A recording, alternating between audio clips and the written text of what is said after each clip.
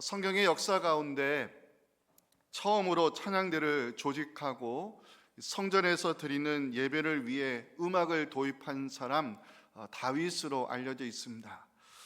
다윗은 비록 성전 건축을 허락받지는 못했지만 성전 제사를 위해 찬양대를 조직하고 또 레위인을 중심으로 찬양 사역자를 세웠다는 의미에서 다윗의 그 공적 중요한 일을 했다고 평가할 수 있습니다. 다윗이 처음으로 이 찬양대를 세우는 장면이 역대상 16장 4절부터 기록이 되어 있는데요. 여기 보시면 레위 사람을 세워 여호와의 궤 앞에서 섬기며 이스라엘 하나님 여호와를 칭송하고 감사하며 찬양하는 사역자들을 세웠다고 역대기 기자는 기록하고 있습니다. 여기서 우리가 주목할 단어가 하나 있어요. 섬기며라는 단어입니다. 역대기 기자는 찬양대로 세움을 받은 레위 사람들을 가리켜 찬양으로 섬기는 자들이라고 기록하고 있습니다. 그래서 찾아봤습니다. 섬기는 자들 찾아보니까요, 이게 헬라어로 사역자들, 영어로 미니스터로 되어 있었습니다. 찬양대로 수용을 받은 레위 사람들은 찬양 사역자들이었습니다. 레위인으로 구성된 찬양대는 찬송으로 하나님의 이름을 높이며 예배를 섬기는 사역자들이었습니다. 역대상 25장 1절 자료를 보면 다윗이 임명한 3대 그 유명한 악사의 이름이 등장하는데요, 역시 찬양으로 섬기는 사역자들이었음을 보여주고 있습니다.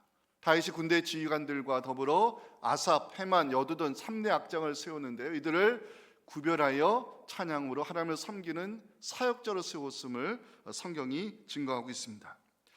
찬양으로 세움받은 레위 사람들, 그리고 3명의 악사들, 이들은 구별된 사람들이었고요, 찬양으로 하나님을 섬기는 직분자들이었습니다. 왜 구별된 사람들일까? 찬양 사역자들은 신령한 노래를 부를 의무가 있었기 때문입니다. 자, 역대상 25장 2절과 3절을 특별히 찬양에 속한 사역자분들 잘 보시면 좋겠습니다. 제가 노란색으로 표시한 구절은 신령한 노래라는 단어를 역대기 기자가 2번이나 쓰고 있습니다. 성경은 찬양 사역자들이 불러야 될 노래를 신령한 노래로 표현하고 있습니다. 신령한 노래, 여기에 선지자를 뜻하는 히브리어 단어 나비가 들어가 있고요, 성경학자들은 하나님의 영에 충만하여, 성령에 충만하여 영적인 노래를 부르는 사람들이 바로 찬양 사역자들이었다고 성경이 기록하고 있습니다. 찬양대가 불러야 될 노래가 있다는 것이죠. 성령의 영감을 받아서 영적이고 신령한 노래를 부르는 사람들이 바로 찬양 사역자들임을 성경이 강조하고 있습니다. 성도 여러분, 혹시 다윗이 조직한 찬양대가 몇 명인지 아십니까? 다윗이 조직한 찬양대를 역대기 자료를 읽어보니까요, 4,000명이었다고 기록하고 있습니다. 역대상 23장 5절 보시면 4,000명은 그가 여호와께 찬송을 드리기 위하여 만든 악기로 찬송하는 자들이었다. 4,000명이나 되었다는 것을 성경은 우리에게 보여주고 있죠. 어느 목사님이 쓰신 글을 오늘 설교 준비하면서 읽어보니까요, 그리스도인은 책 2권을 들고 다니는 사람이다, 이렇게 글을 쓰셨다고요. 하나는 하나님의 계시가 기록된 성경책이고 또 하나는 하나님을 찬양하는 찬송가입니다. 그래서 그리스도인들은 그 책 2권을 들고 다니는 사람이다, 목사님의 글이 공감이 됐습니다. 오늘 살펴볼 시편 149편은요 성도로 부름받은 우리가 해야 할 거룩한 의무가 있는데, 오늘 집사님 기도하신 대로 새 노래로 하나님을 노래하고 찬양해야 된다고 1절에서 말씀하고 있습니다. 같이 읽어보겠습니다. 시작. 할렐루야. 새 노래로 여호와께 노래하며 성도의 모임 가운데에서 찬양할지어다. 아멘. 여기 성도의 모임이 나오죠. 성도의 모임, 복수로 되어 있습니다. 오늘날 교회로 해석할 수 있다면, 교회가 존재하는 이유, 성도들의 모임인 믿음의 공동체가 해야 될 가장 중요한 사역 중에 하나는 하나님을 찬양하는 것이라고 시편 기자는 증거하고 있습니다. 자, 시편 기자 왜 하나님을 찬송해야 되는지 그 이유에 대해서 2절 말씀에서 우리에게 알려주고 있습니다. 이스라엘은 자기를 지으신 이로 말미암아 즐거워하며 시온의 주민은 그들의 왕으로 말미암아 즐거워할지어다. 이스라엘 민족을 세우신 하나님을 찬송하고 택함 받은 백성들의 왕이 되신 하나님을 노래하는 것이 바로 성도들의 의무임을 성경이 말씀하고 있습니다. 기억할 것은요, 하나님을 찬양하는 사람들은 열정과 정성을 다해서 찬송해야 됨을 오늘 3절에서 강조하고 있습니다. 춤추며 그의 이름을 찬양하며 소고와 수금으로 하나님을 찬양해야 된다고, 열정과 정성을 다해 찬양하는 것이 그 사역자들의 자세임을 우리는 여기서 확인할 수 있습니다. 성도들은 함께 모여서 우리를 택하신 하나님, 우리를 다스리고 통치하시는 하나님께 찬송을 드려야 되고, 개인적인 삶의 영역에서도 하나님을 노래해야 됨을 시편 기자는 5절에서 권면하고 있습니다. 같이 읽어볼까요? 성도들은 영광 중에 즐거워하며 그들의 침상에서, 개인의 삶의 영역에서 하나님을 기쁘는 노래하는 것이 또 성도의 의무임을 우리에게 알려주고 있습니다. 성도들이 하나님을 찬양해야 되는 이유에 대해서 시편 기자는 하나님 안에서 우리는 승리하게 될 것을 확신하기 때문이라고, 우리를 이기게 하시는 하나님은 성도들의 영광이 되심을 6절부터 9절 후반부 말씀에서 우리가 이 메시지를 발견할 수 있는데요. 자, 우리 믿음을 가지고 이 말씀 함께 읽겠습니다. 시작. 그들의 입에는 하나님에 대한 찬양이 있고 그들의 손에는 두 날 가진 칼이 있도다. 이것으로 문나라를 보수하며 민족들을 벌하며 그들의 왕들은 사슬로 그들의 괴인은 철구랑으로 결박하고 기록한 판결대로 그들에게 시행할지로다. 이런 영광은 그의 모든 성도에게 있도다. 할렐루야, 아멘. 오늘은 찬양으로 하나님을 섬기는 찬양위원회가 헌신을 다짐하며 함께 예배를 드리는 날입니다. 하나님을 찬양하고 노래하는 것, 성도들의 거룩한 의무로 시편 149편이 강조하고 있는데요, 우리는 어떻게 하나님을 찬양해야 하나님 우리의 찬송을 통해 기뻐하시고 영광을 거둘 수 있을까? 첫째 메시지 같이 한번 읽어보도록 하겠습니다. 시작. 성도들은 하나님에 대한 이해와 확신을 가지고 찬양해야 합니다. 시편 기자는요, 성도로 부름받은 우리가 왜 하나님을 찬송해야 되는지 그 찬송의 이유에 대해서 2절에서 기록하고 있습니다. 자세히 보실까요? 이스라엘은 자기를 지으신 이로 말미암아 즐거워하며 시온의 주민은 그들의 왕으로 말미암아 즐거워하라고 성경은 말씀하고 있습니다. 하나님을 찬양해야 되는 첫 번째 이유, 하나님의 성실하심 때문입니다.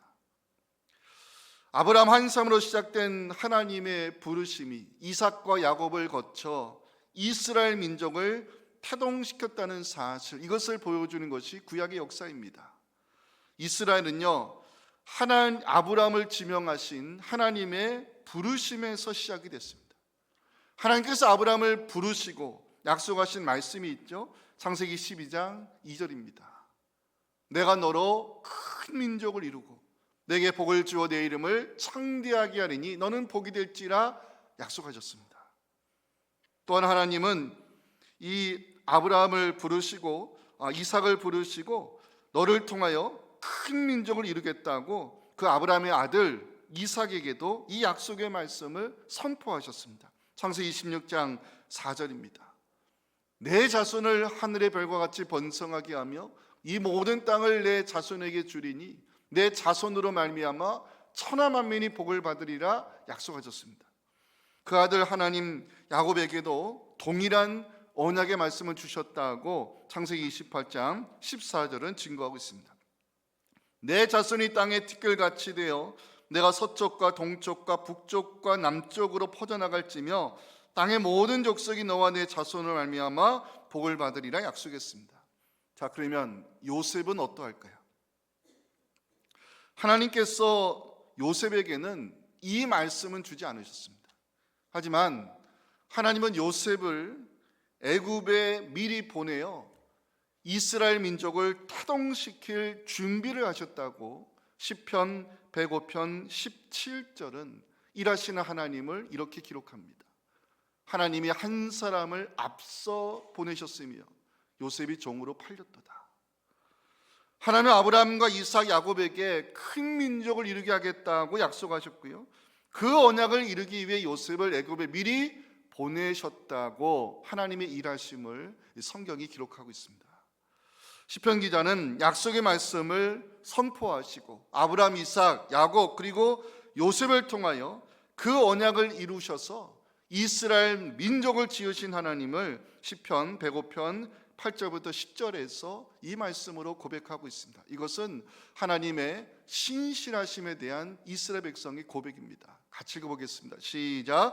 그는 그의 언약 곧 천대에 걸쳐 명령하신 말씀을 영원히 기억하셨으니 이것은 아브라함과 맺은 언약이고 이삭에게 하신 맹세이며 야곱에게 세우신 율례 곧 이스라엘에게 하신 영원한 언약이라. 아멘. 이제 본문으로 돌아와 2절을 한번 다시 보실까요? 여러분 성경의 2절 보시기 바랍니다. 이스라엘은 자기를 지으신 이로 말미암아 즐거워라고 시편 기자는 기록하고 있습니다.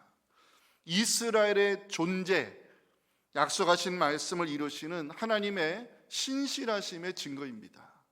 사랑하는 성도 여러분, 우리가 믿는 하나님은 언약의 말씀을 반드시 성취하시는 신실하신 하나님이심을 믿으시기 바랍니다. 이것이 하나님을 찬양해야 될 첫 번째 이유라고 시편 기자는 강조하고 있습니다.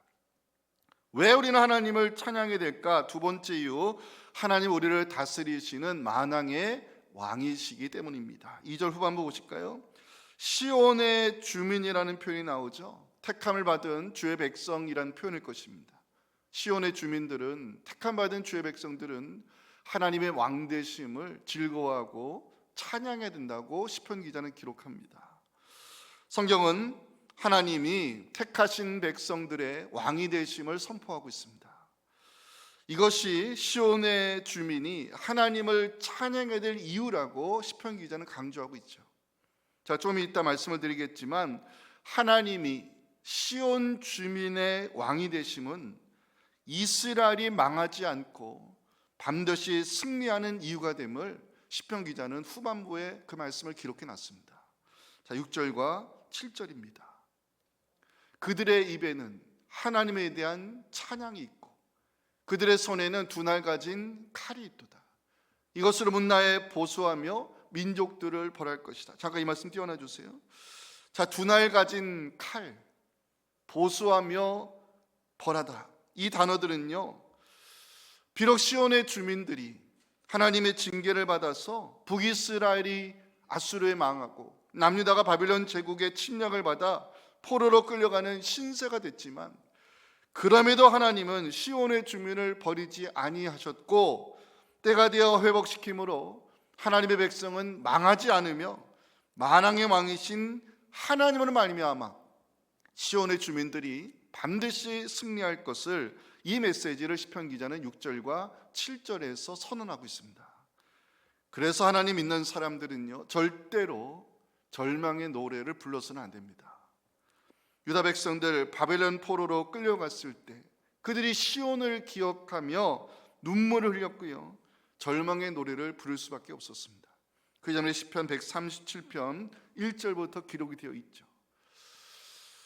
우리가 바벨론의 여러 강변 거기에 앉아서 시온을 기억하며 울었도다.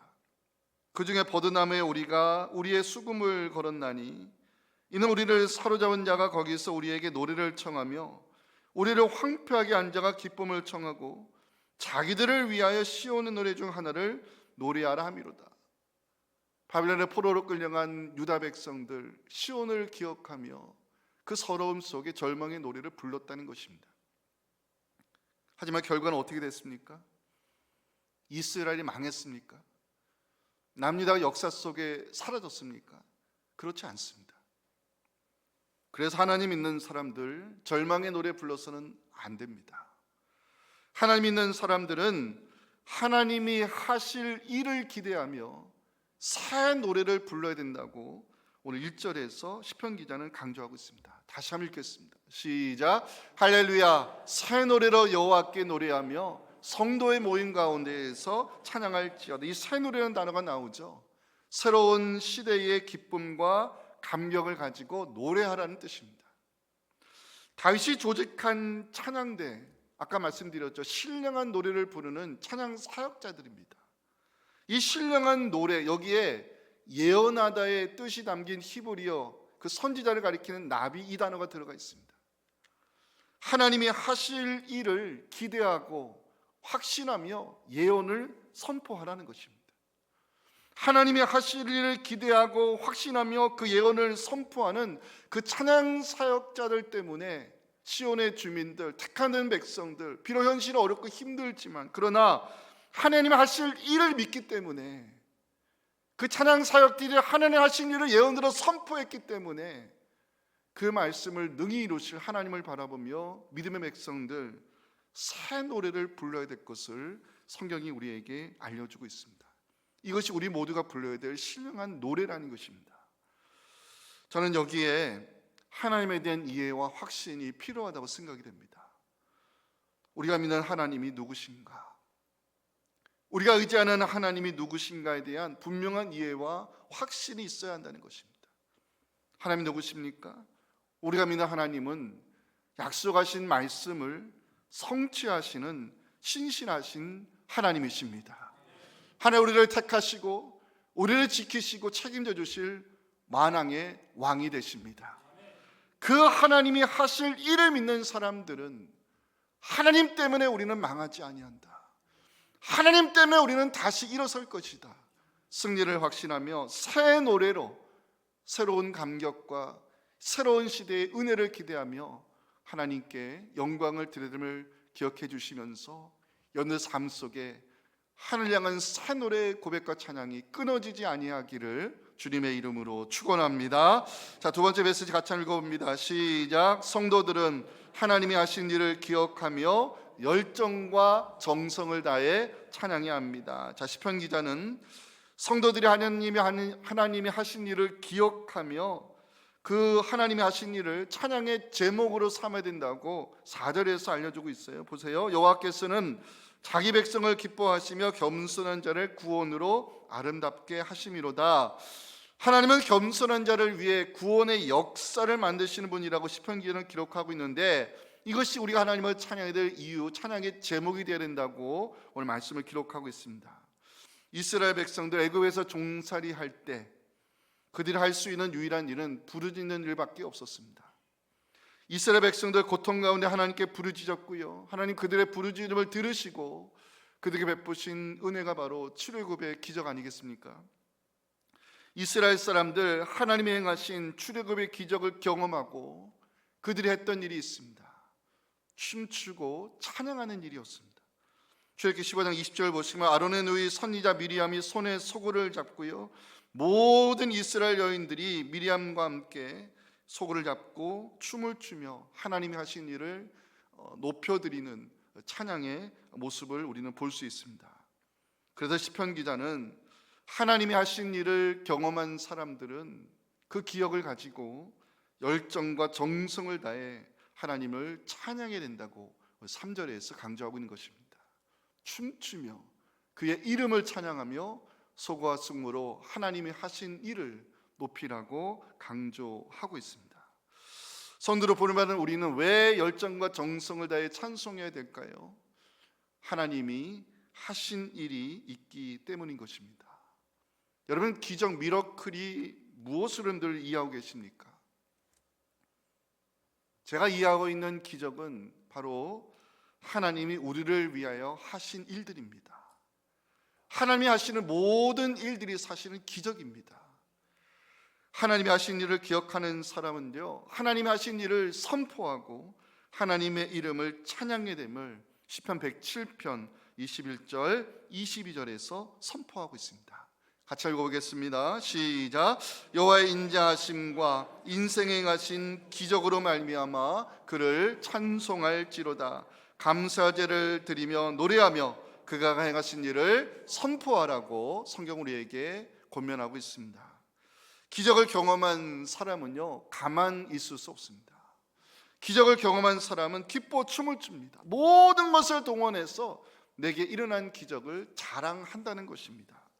그래서 어느 신학자가 그런 글을 썼던 것을 제가 읽게 되었는데요. 찬송은 하나님이 하신 일을 자랑하는 것이래요. 찬송은 그냥 멜로디 부르고 가사 입에 올려드리는 그런 행위가 아니라 찬송은 하나님이 하신 일을 자랑하는 행위라고 쓴 신학자들의 글에 많은 공감이 됐습니다. 하나님이 하신 일, 기적을 경험한 성도는 열정과 정성을 다해 하나님을 찬송하고 하나님이 하신 일을 선포해야 될 거룩한 의무가 있음을 우리는 잊어서는 안 된다는 것입니다. 여러분 혹시 가을에 단풍 들 때 많이 걷는 길 중에 하나가 덕수궁이 아니라 덕수궁 돌담길 쭉 올라가시면 정동제일교회 있죠? 조금만 더 가시면 학교 보이시죠? 어느 학교죠? 이화여고 나오죠? 이화여고 설립자가 누군지 알고 계십니까? 아마 아시리라 생각이 되는데요. 미 감리회에서 파송했던 여 선교사 메리 스크랜튼 여사가 1886년 우리나라 여성을 위한 최초의 그 교육기관을 만든 것이 바로 이화학당이고 이화여고 이화여대의 전신입니다.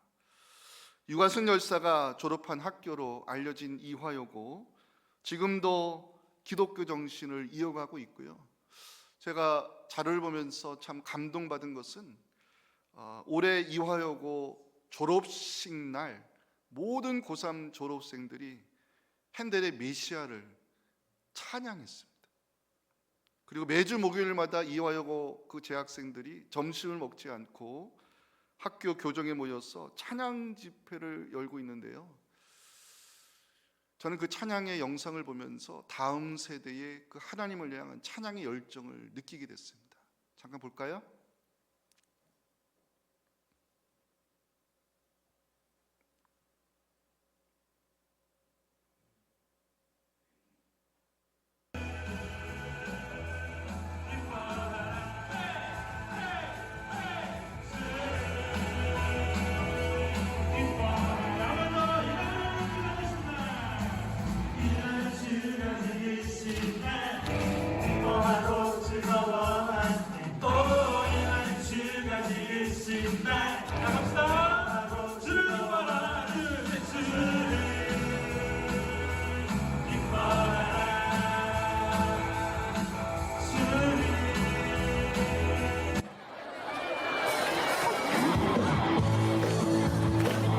학교 점심시간입니다.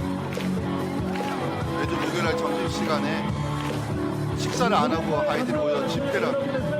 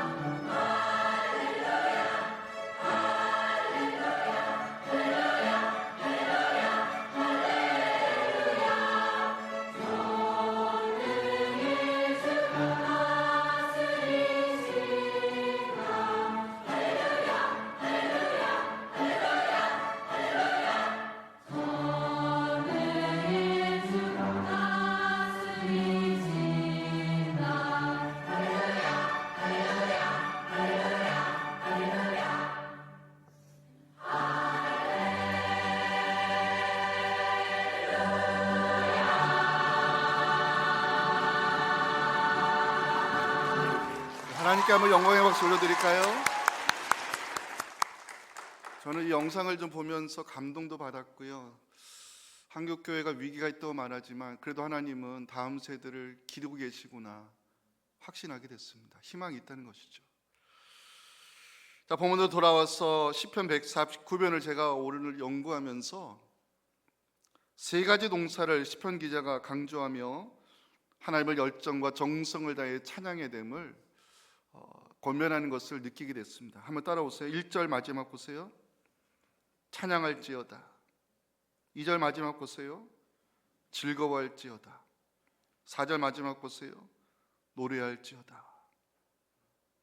하나님을 찬양함에 있어 중요한 것이 있다는 것이죠. 열정과 정성, 즐거움, 기쁨으로 하나님을 찬양하고 노래하는 것이 바로 성도의 의무임을, 우리 찬양 사역자들의 자세임을 시편 기자가 알려주고 있습니다. 사랑하는 성도 여러분, 찬양은 하나님이 하신 일을 자랑하고 하나님의 행적을 선포하는 것입니다.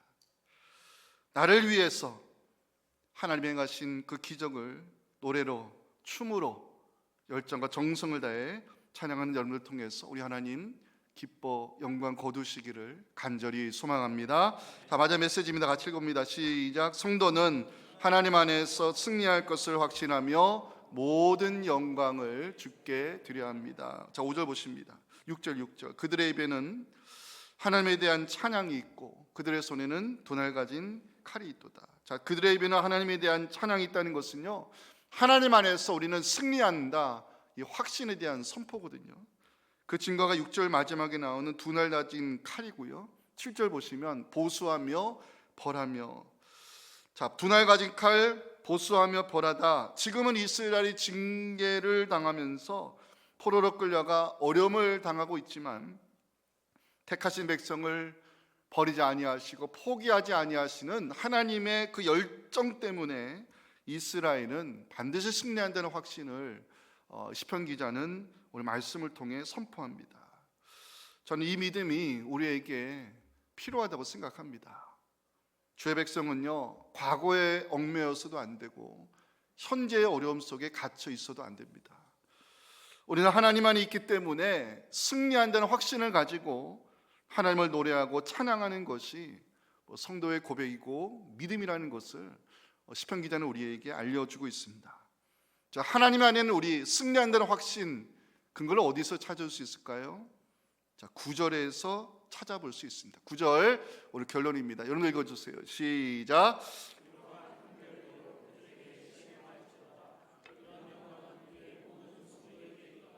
자, 기록한 판결대로 법정 용어가 등장하죠. 하나님의 공의에 근거하여 모든 판결이 끝났다는 뜻이고요, 이미 심판이 선언되었다는 의미로 해석할 수 있어요. 성경학자들은 하나님의 공의에 근거한 판결, 하나님의 정의에 근거한 심판이 예수 그리스도의 십자가와 부활을 통해서 이루어졌다고 선언합니다. 예수님 십자가에 달린 패배자가 아니라 십자가로 죄를 이기신 승리자이십니다. 예수님 무덤에 갇힌 패배자가 아니라 사망 권세를 깨뜨리고 다시 사신 승리자이십니다. 예수 그리스도의 십자가 부활을 믿는 성도는 주와 함께 승리한다는 사실, 이 확신을 가지고 우리를 이기게 하시는 하나님께 감사와 영광을 드려야 됨을 고린도전서 15장 57절에서 사도 바울은 이 말씀을 성경에 기록해 놨습니다. 같이 한번 믿음으로 이 말씀을 읽겠습니다. 시작. 우리 주 예수 그리스도로 말미암아 우리에게 승리를 주시는 하나님께 감사하노니. 아멘. 사랑하는 성도 여러분, 하나님 안에 있는 우리 그리스도와 함께 승리한다는 사실을 믿으시기 바랍니다.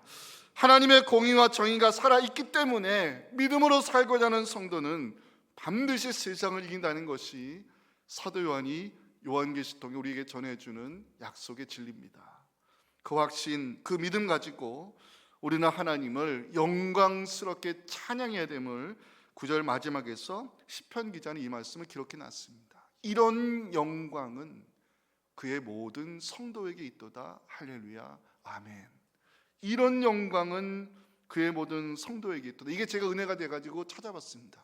히브리 성경을 직역해드리면 여호와는 그 성도들의 영광이로다, 이런 뜻이었습니다. 우리를 승리하게 하시는 하나님이 우리의 영광이 되심을 선포합니다. 우리를 예수 그리스도의 십자가 부활로 이기게 하시는 하나님을 찬송합니다.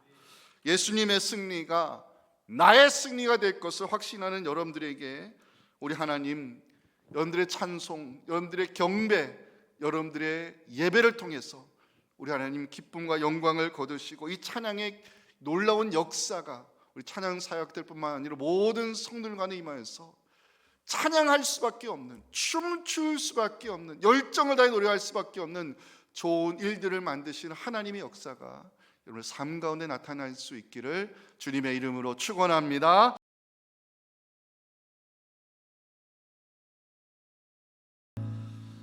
지금도 살아계셔서 우리를 예배자로 쓰기 위해 십자가에서 모든 것을 쏟아두신 우리 구주 예수님의 은혜와 우리를 이기게 하시고 승리하게 하시는 하나님 아버지의 크신 사랑과 성령의 역사 감동하심이 오늘 찬양 은혜 헌신 예배를 함께 드리며 주의 정을 통해 주신 이 말씀과 메시지를 가슴에 새기고 나를 위해 하나님이 행하신 행적을 기억하고 그 하나님이 하신 일을 증거하며 하나님의 이름을 찬송과 예배를 통해 높여드리기 원하는 우리 사랑하는 찬양을 속한 모든 사역자들의 헌신과 우리 사랑하는 성도들의 그 고백의 찬양 위에 지금부터 영원토록 함께 하시기를 간절히 축원하옵나이다.